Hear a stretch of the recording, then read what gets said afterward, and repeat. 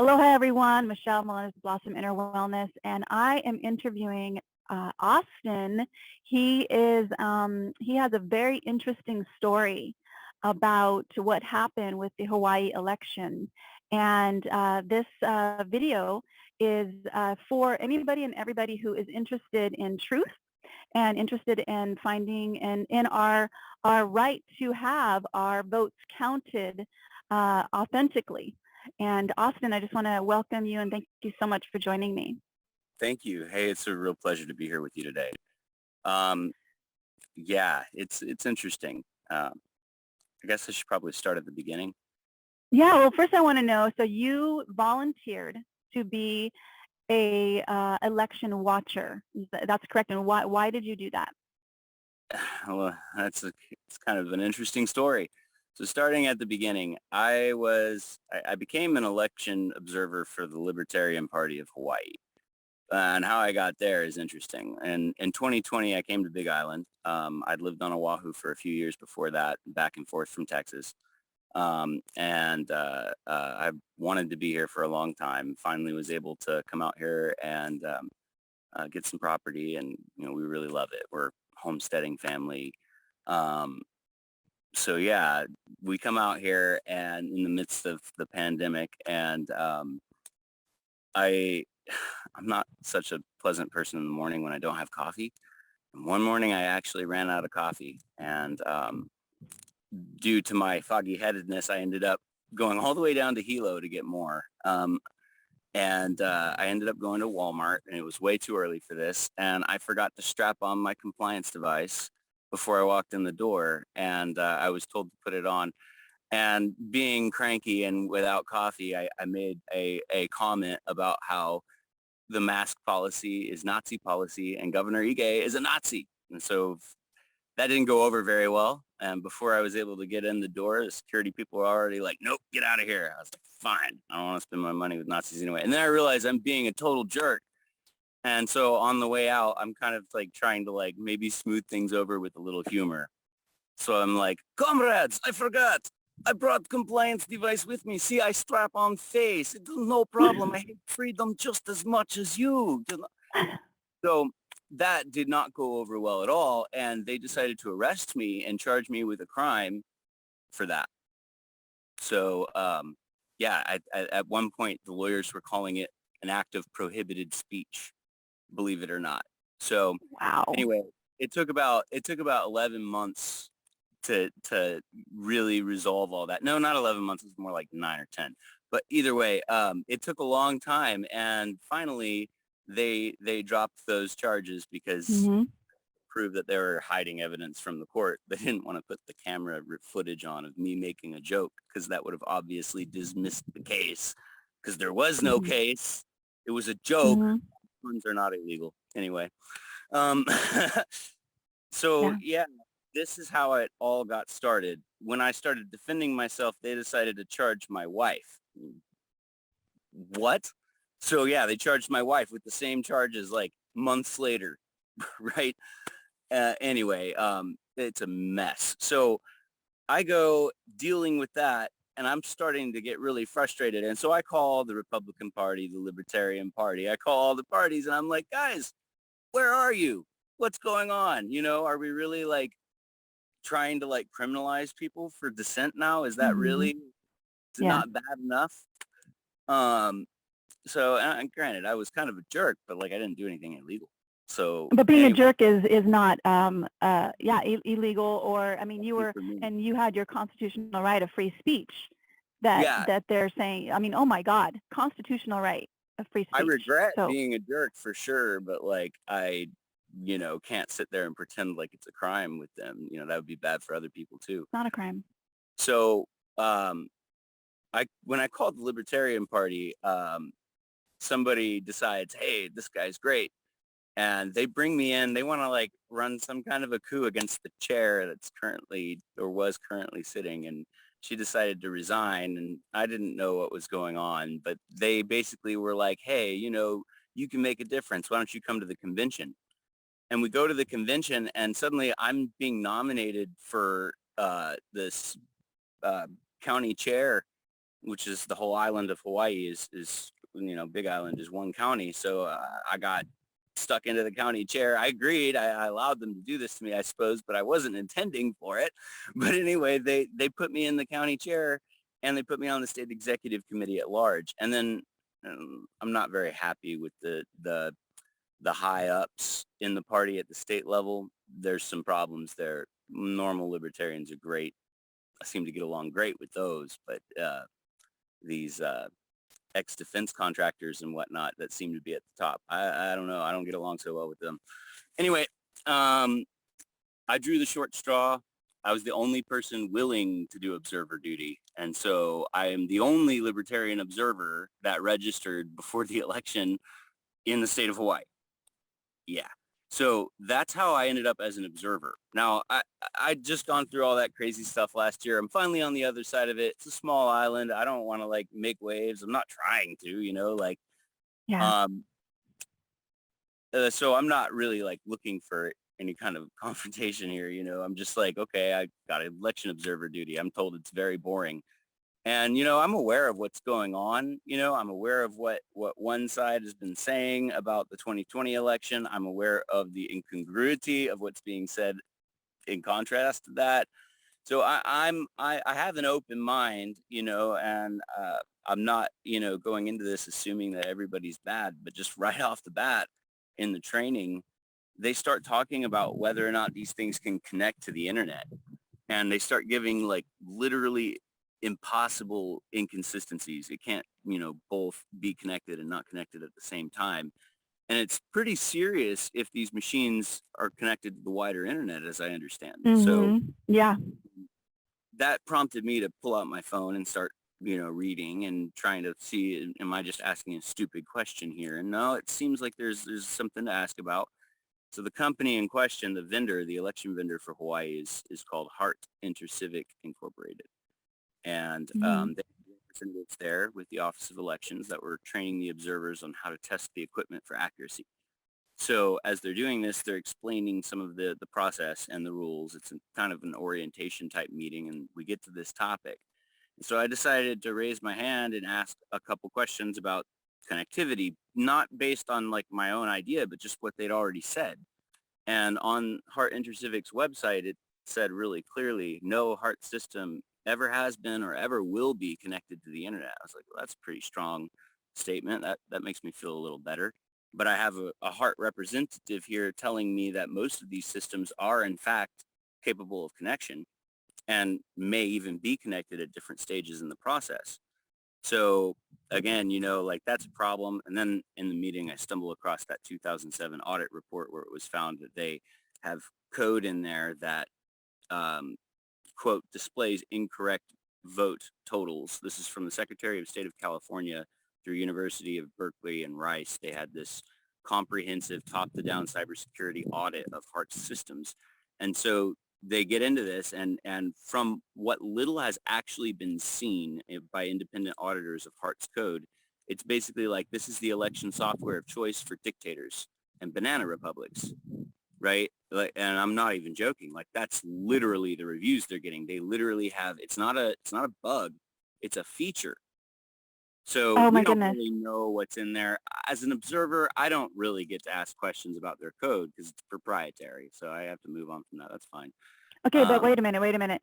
Where is this review again? You're saying this review is stating that this it's available company online. The Secretary of State of California ordered a top-to-bottom audit of Heart Intercivic's voting systems and the Verity systems and all of that in because they're also used in California as well?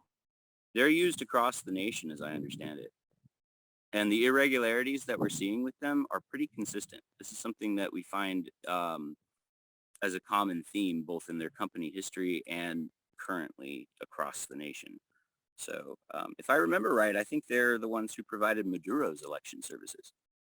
So I will post a link below the video so people can look it up for themselves as well. Awesome. It should be pretty easy to find. I was able to find it in the meeting, and I just asked them about it, and I was like, you guys have obviously updated the code since then. They had no comment. They didn't respond to it. We're not going to talk about that. Okay.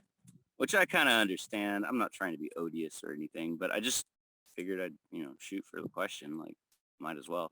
So I'm And it's a pretty realizing, valid question. It's a valid question to ask that because, and they should have a valid answer, because if that is reported on the internet and that people are seeing this and seeing their company being the voting system across the nation and having inconsistencies, they need to answer to that.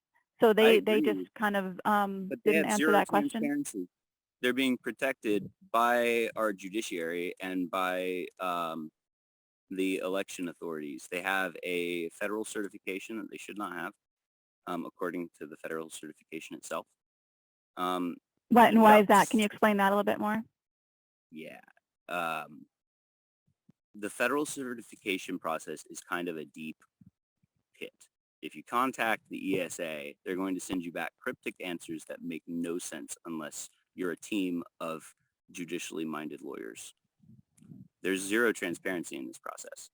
They know that if these machines are at any point connected to the internet, that it decertifies them, Yeah. right? They can never be used again, because if anybody got access to that machine, if they're available, say a spy from Russia or China or Iran, or take your pick, some hostile anti-American actor wants to come in. This is one of the greatest vulnerabilities of our country. Getting the Mm-hmm. wrong guy in office is like the strategically par excellence play of warfare, right? So this is a real serious security issue. If these machines connect to the internet, or if they're vulnerable or compromised in any way, they can never be used again. Mm-hmm. They have to be permanently decommissioned and cannot be used for election purposes, because they could contain software that wouldn't just taint this election, but every future election that these machines would be used on. And not just that, they could get into Hart's main systems, they could get into their company intranet, they could get into their private bands, all that great techno magic. So there's real concerns about this, which is why Mm-hmm. the counting centers are supposed to be secure operation areas where you take your phone out and put it in a safe box before you even go in. Now, that was not being done That by was not anybody. being, yeah, that I remember the last time I voted in Hawaii, that wasn't being done. Yep.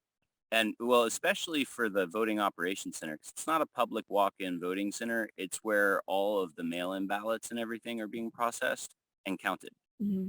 Right? So there's not much oversight. You have to be an observer to even get into the facility, right? Or an election worker or a volunteer.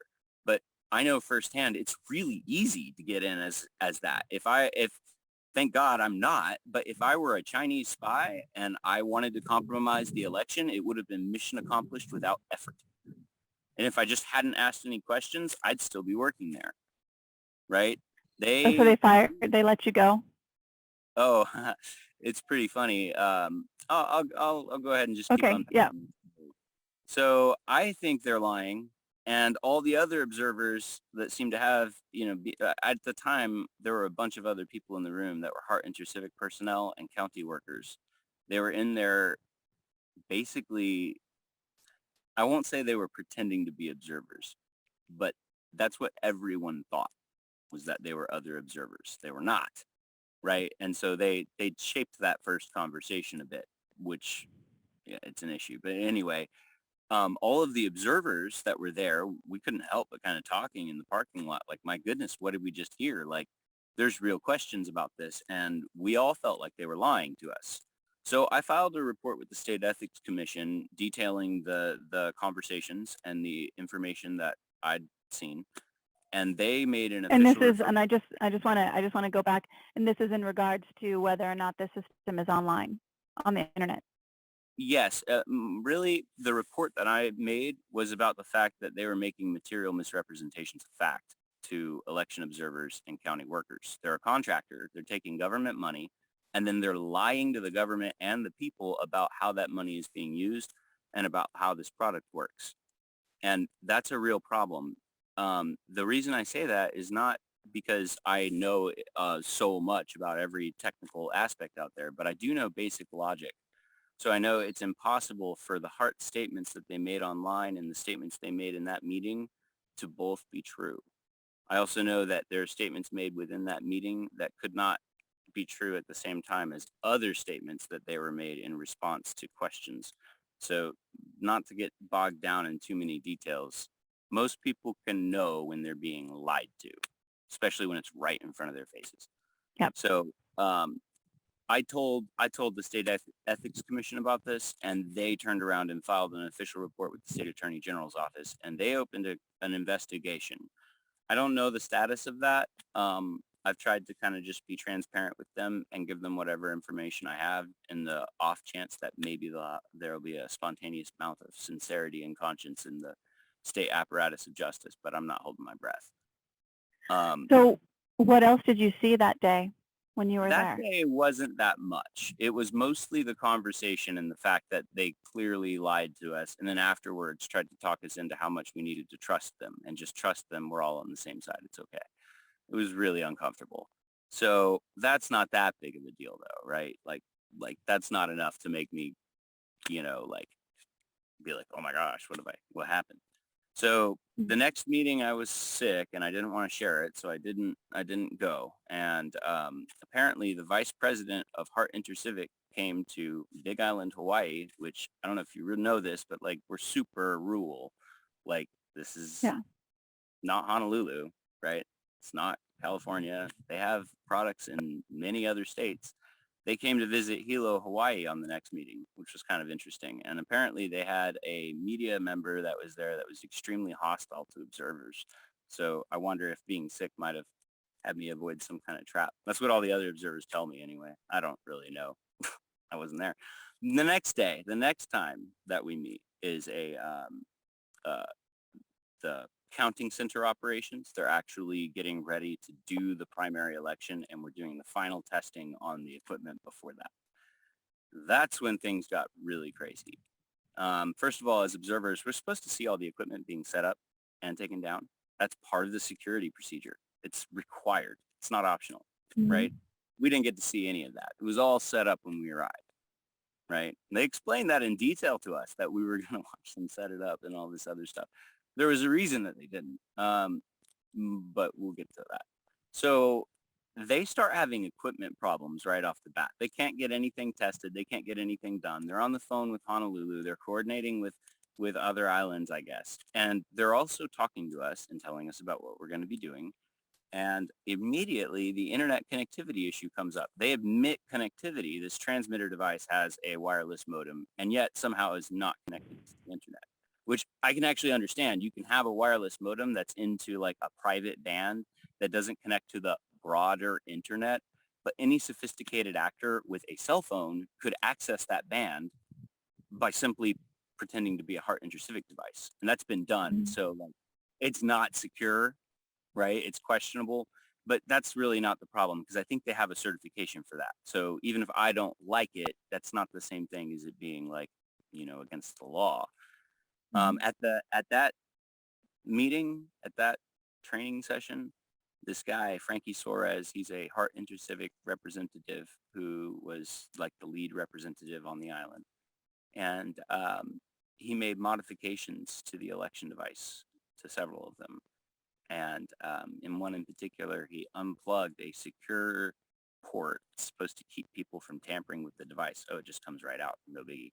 And he plugs in a regular Ethernet cable, unboxes what looks like a regular modem that I could buy at Walmart, which there's a Walmart like in the same parking lot. Definitely like raising my eyebrows, like what? Plugs it into a regular modem. Oh my gosh. Okay. And then turns around and plugs that by Ethernet cable into a wall. Now, I should have noticed this. To my shame, it was another observer who pointed out, now the server rack that Ethernet port is connected to just became part of the election hardware. Where's the server rack? I should have known that because I did server cutovers for a short time. Didn't make much money at it, but, learned some things. And yeah, like I looked up at the ceiling and there's a ceiling panel that's slightly removed and you can see blue data cables running from right where that port is towards the back. I initially estimated the wrong location of the server room, while the observer was asking. His name is Bill Gorman. Seems like a great guy. I don't know him very well, but his questions and everything were like really on point. He's super professional, polite guy. anyway, I don't know if he fully left or if he just like temporarily left, but he kind of disappeared for a minute. It'd been like 4 hours at that point. So they were like making some of us wait a very long time to test the equipment. I never got to test the equipment. I was a bad boy. What ended up happening was after Bill had left the room, I was talking with a couple of other Republican observers, and we're like, we're kind of all in disbelief at the way these heart intercivic people are. I have a recording of this entire interaction, by the way, all 5 hours of it. So you don't have to take Oh my my word goodness. for it. Like these people, you listen and just right off the bat, you can tell you're dealing with a PR lying sales pitch and not facts. No question can just be answered straight. It's all a bunch of what I call sophistry. The sophists argued to win, not because they thought they were right. Right. Are you going to post that on a podcast or? I'd be happy to. I might need a little Okay. help getting it out there. I can help you with Really that. long. It's really long. But anyway, so we notice after I can Bill help you. leaves, thank you, that'd be awesome. We notice after Bill leaves that there's county workers and a Heart Introcivic employee. I have no other word for it than they're sneaking, looking over their shoulders, sneaking towards the back. There's this odd looking door in the back. It looks like a secure door. And they're right by it, and they test it, and the door just opens. They go right in. I think they were looking for Bill. And so I look at these other two Republican observers that I was with. I don't want to misquote whose names they are because I'm really bad with names sometimes. I think it was Winnie and Darlene. And we looked at each other and we were like, does that look suspicious to you? And one of them was like, we should follow them, shouldn't we? I was like, definitely, we should follow them. So we followed them and the door was unlocked. We went right in and they were looking at a door behind that door. So there's another room within a room in the back that's kind of hidden, right? And I look in the window to that room. There's a little security panel window and you can look in and there it is. It's the server room. Oh my right? goodness. And they're like, oh, I don't know. We might need to get permission. I don't know. I was like, well, whose stuff is it in there? Is it the Office of Elections or Heart Introcivic? Oh, we don't really know. Really? You don't know? Well, that's interesting. Maybe we should find out. And I tested the door. Me or somebody. I don't really remember, honestly, because this is where things get really exciting. The door pops open. Okay. There's like, it's not even locked. It's not even freaking closed properly. You can just right in. And there you are. You're in a server room with the data cables. And there's unsecured Cat5 data cables hanging out like they've been recently messed with, like all the different little cable pairs that come out of that. There's equipment on the wall. I couldn't identify. It looked like it might have been like some kind of maybe like a mobile network provider like AT&T or Verizon. They put in white boxes that oftentimes have servers and whatnot. So it's likely some of that equipment was present. But there were a couple of components that I didn't recognize. And, I've done this before. I know what an old POTS system looks like. I know the difference between a phone line and a data line. Like it's not hard to see that there's something odd here. There's a large piece of equipment that I assume belonged to Heart Introcivic. They wouldn't tell me if they belonged to them or not. They definitely were defensive over it. So I'm in this room and I whip out, before I whip out my camera to start taking pictures of all the different device numbers and whatever I can get, Frankie's in the room and he gets like this far from my face and it's a small room. And who is Frankie? The Heart Introcivic representative, Oh. right? And remember, he's been ordering around the Office of Elections the whole time and they follow his orders. And I mean orders. Like the tail is wagging the dog. The vendor is telling the state what to do and the state does it. It was really bad. All the observers noticed it and were like, what is this? Like, are you kidding me? So we're in this server room and I'm asking about the equipment and they're like, it's not ours. We don't know. It doesn't matter. Get out of here. Right. I'm like, I don't see why It does matter. Right. Yeah, no, it does matter. I just want to know who owns the equipment. Right. Mm-hmm. Hopefully it's not nobody knows because that would be very bad. Right. Like that seems like a really not cool option. So this guy gets this far from my face and I'm absolutely certain at this point that I'm about to get punched and it's not going to go well for me. Thankfully there's witnesses, the other observers and everything, which is probably why I didn't ultimately get punched. But I was certain that they were just going to beat me and take my phone because they probably knew I was still recording. And anyway, so I took out my phone to right before this to take pictures of the equipment. He gets in my face. I can't do anything, like without physically, like, I don't want to get in a fight with the guy. So anyway, I'm back off and like, he's telling him, get him out of here, get him out of here. And then the Office of Elections orders me to leave the room. Wow. Wow. Okay. So I do. And as I'm going, Frankie tries to continue this altercation with me. He won't leave me alone. I've had minders over my shoulder the entire time. And I mean, like, right here. They're trying to get on my nerves so that if I say something cross, they can bounce me out of that situation. They were trying to, you can hear it on the recording.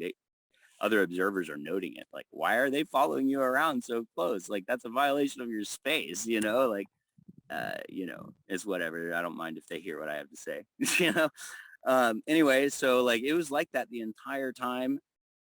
But by this point, Frankie had enough. We had all these questions that weren't getting answered, not just weren't getting answered. If we weren't being stonewalled, we were being like obviously lied to. And then when we're like, hey, your answers aren't consistent, they're like, you can call the company. There's a number online. I'm like, no, I'm talking to the company right now. I really think you Yeah. have the number of your superior. And, I think this is really shitty customer service. Excuse my language, but that is literally what I said. And he about lost his cool at that. Anyway, he starts crying and wailing that he doesn't know what people are capable of and that I apparently frightened and threatened him. Now, granted, there's a recording and there's witnesses that say no such thing happened, but Frankie's world. So he and County Clerk John Henricks get together and basically, I don't know exactly what they told the cops, but they called the cops and told them a story to try to get me arrested. Thankfully, before the cops arrived, they tried to clear every witness out. They tried to Oh my force goodness. all the observers to leave. There are protocols. The safe boxes weren't locked. So the observers responsible for those safe boxes refused to leave, right? No. Good. There's all kinds of protocols like that one that weren't being observed. And so the observers were there. They kind of knew this was like, that something was wrong. And not just kind of knew, like it was painfully obvious, hit you in the face obvious. So they try to run everybody out from the building so that they can have me quietly arrested without any witnesses. Right? Wow. Yeah. Wasn't falling for it.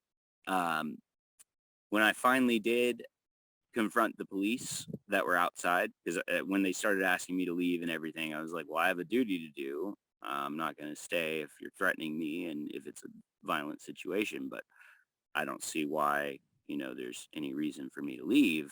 I'm an observer and I have a duty to be here.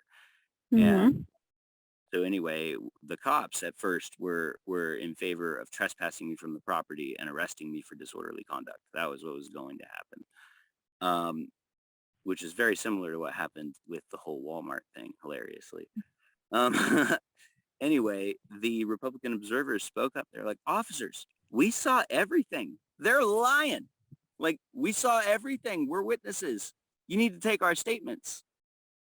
And they decided instead that they were going to leave the scene as fast as humanly possible. They advised the Office of Elections and the county clerk to sleep on it and calm down. So that was a little honor there that I was pleasantly surprised to see. That was really cool. That's really cool. So I was told, I think they told me, I'm not 100% sure. I could probably go back and see the recording to find out, but I'm pretty sure they told me to take my things and leave. I didn't realize it, but I hadn't tested the equipment yet. So my folder still had all the ballot packets, like 50 friggin' test ballots that could have been used, right? That's like not okay. I was supposed to test the equipment and then they were supposed to collect those ballots back. And at the time I'm holding all this, I'm still technically an observer. So I get in the car and I'm thinking, well, I'm going to have to come back and figure this out and test it out and let the Office of Elections know what happened, and before I even get out of my parking spot, well, out of the parking lot, I guess, I get an email and I look and it's from the Office of Elections and it's from Chief Election Officer Scott Nago, right? And he signed an order saying that I was removed from observer duty and no longer allowed to access the counting center. He Oh, didn't cite any reason.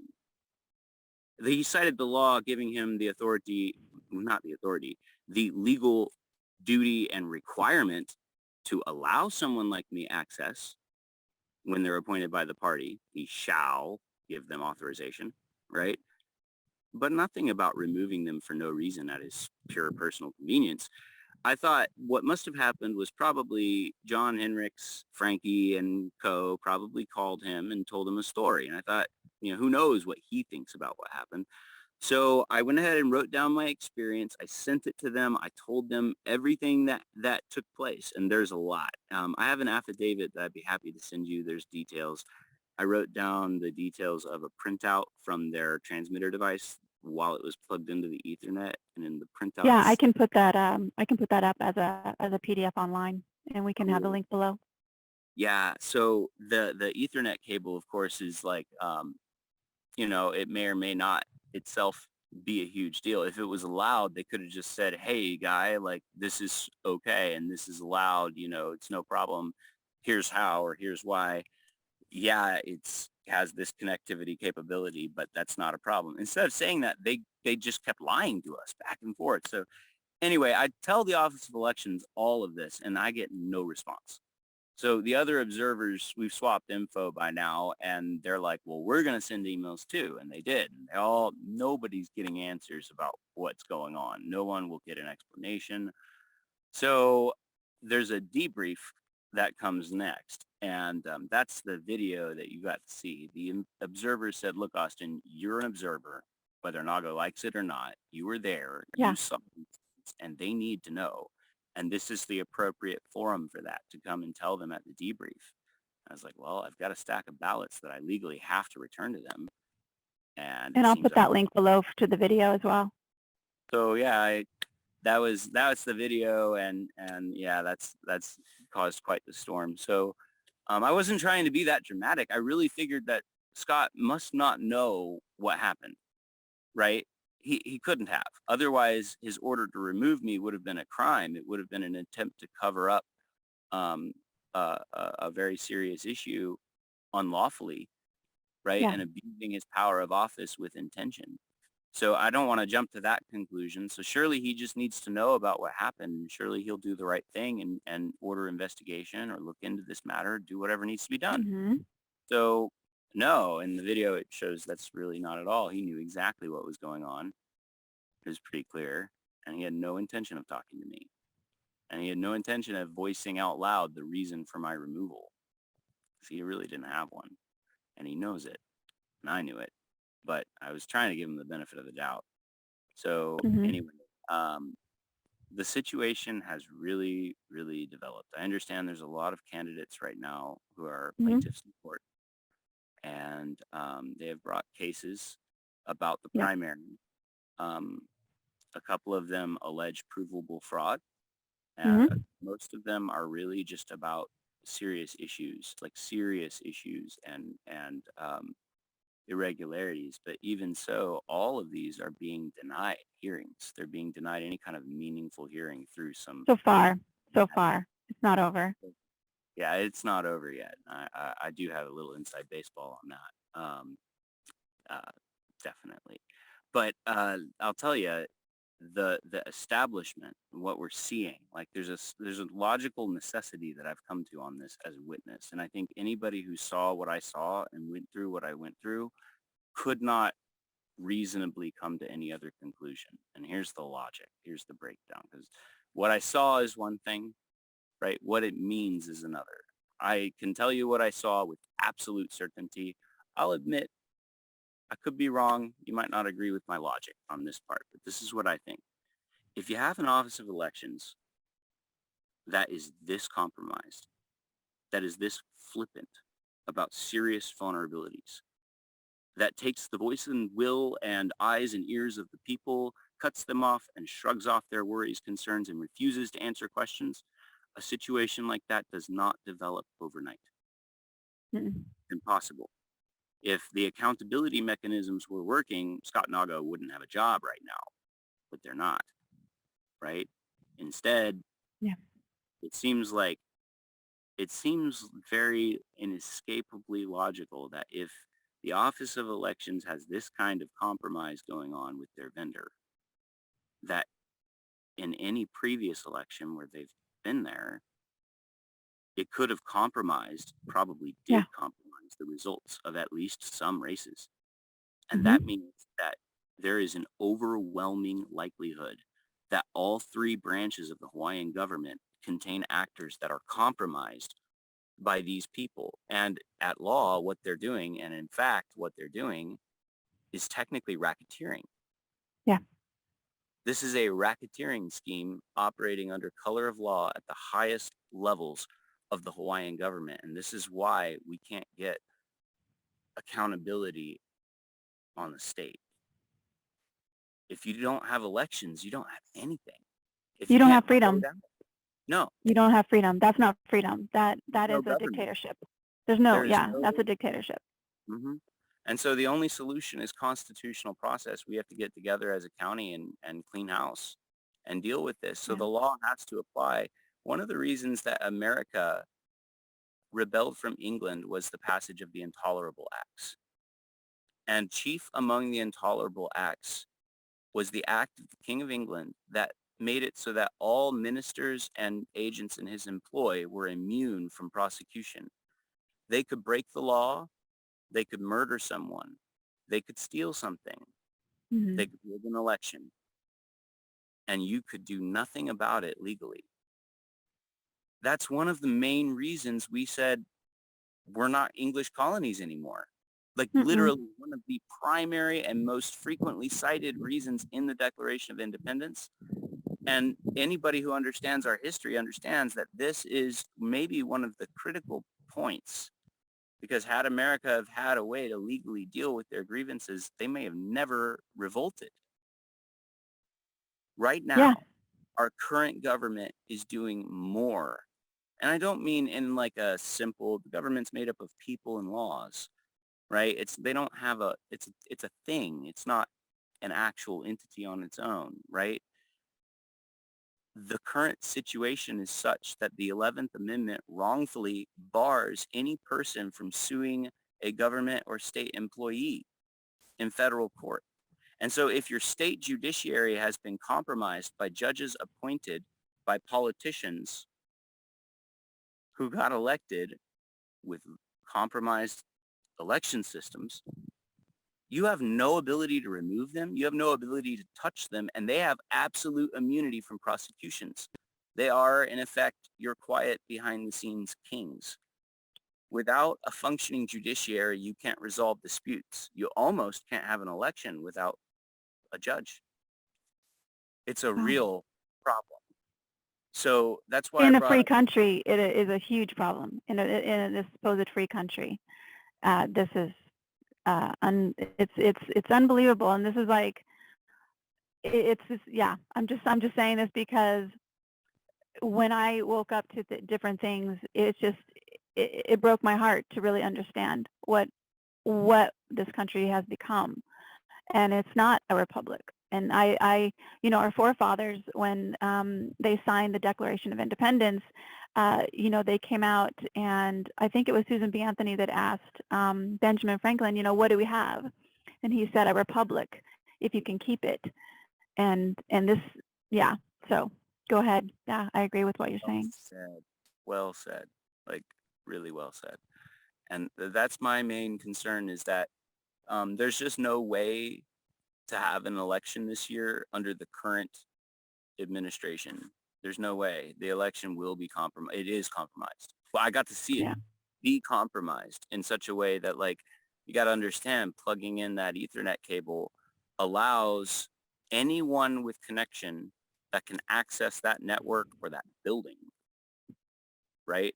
Theoretically, at least, Hmm. to attack the election. And we know there's actors out there who are sophisticated, motivated, and financed well enough to do that, state and Hmm. non-state actors, right? And so vulnerability is one thing, but ignoring that vulnerability with intention, silencing the people who are saying, whoa, whoa, whoa, let's make sure this is safe. We're not asking for anything unreasonable. We're just being eyes and ears.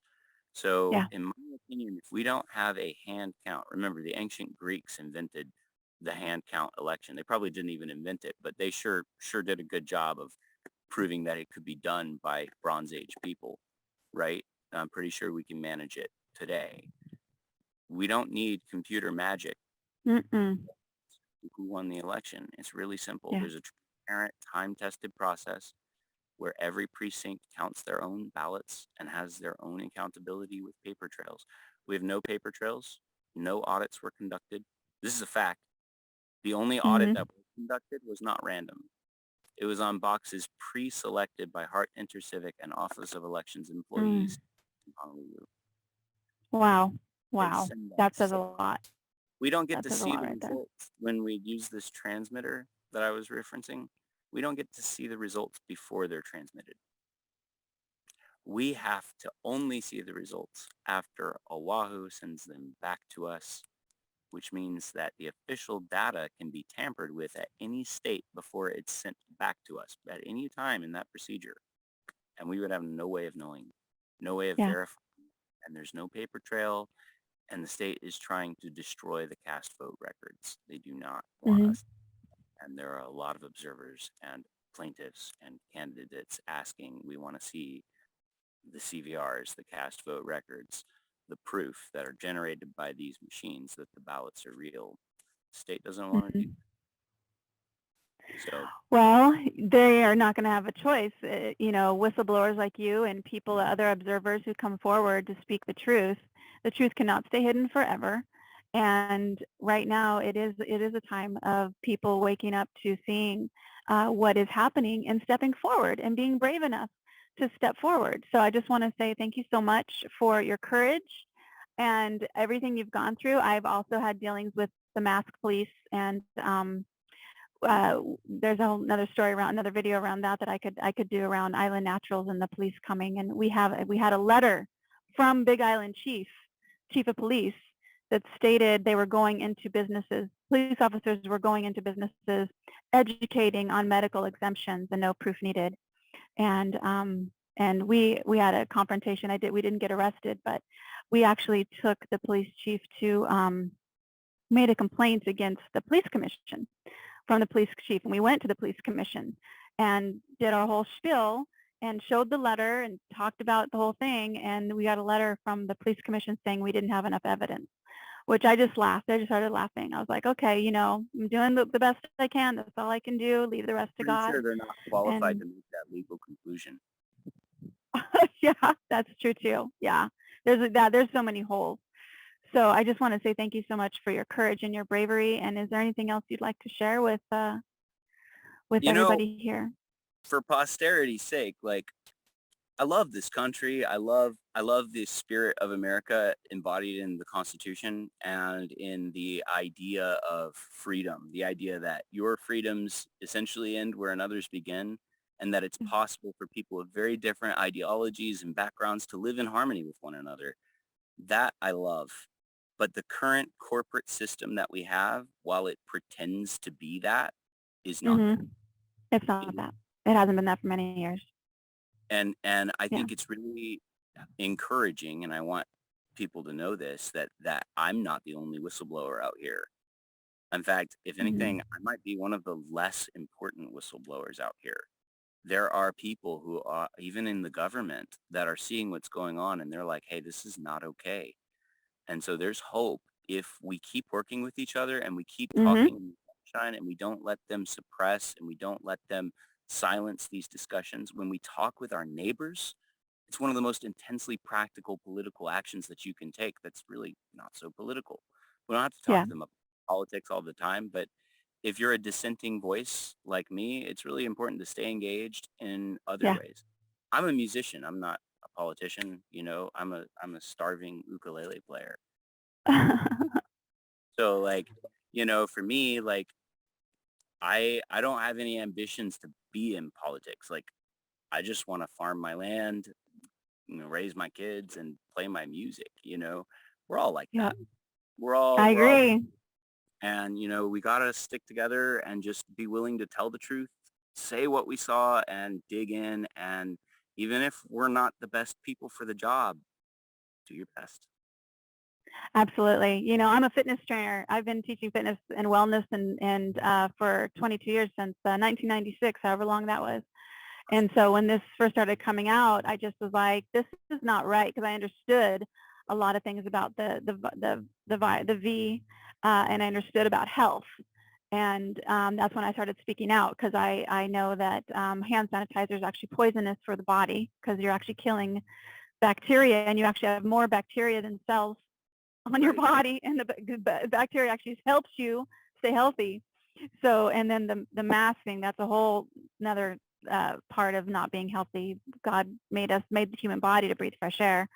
So anyway, I just want to say thank you again. And if you are a whistleblower and you're watching this and you want, I'd love to interview you.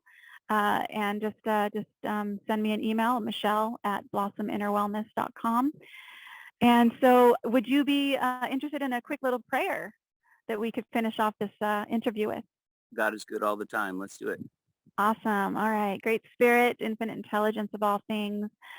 We just know you are here with us now, and we are just so grateful for the truth coming out, and we are so grateful for the courage of these infinite, unique expressions of you being in a human body, coming forth and saying, I'm going to speak the truth.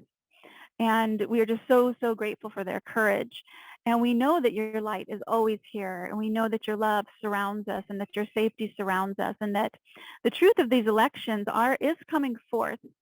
And we are so grateful for the fact that we are free, we are sovereign, that this world is at peace, and that all people are unified together in harmony, living in harmony with each other and with the land, with the Aina.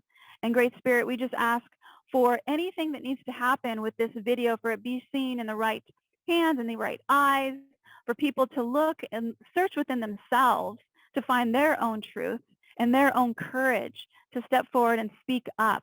Because now is the time. Now is the time. This is why we came forth. This is why we said, yes, I will come forth to the earth at this time. And Great Spirit, infinite intelligence of all things, that moves the sun across the sky, runs the tides in the ocean, tells the honeybees where to go to their next flower for the next pollen that they will be creating honey from. We know that you, Great Spirit, great love, great source of all things, are here with us, always guiding us. We give so much gratitude in the knowingness that that is done, and so it is. Thank you so much. Again, Austin, you're amazing. I will be putting this up and sending you the link. And if you can send me the links of any of the things we talked about, and I will help you get your 5-hour audio up. I have a platform that can do that for you. So much mahalo and aloha, friend. Love you. Thank you so much, Michelle. Aloha, and much love to you. Thank you.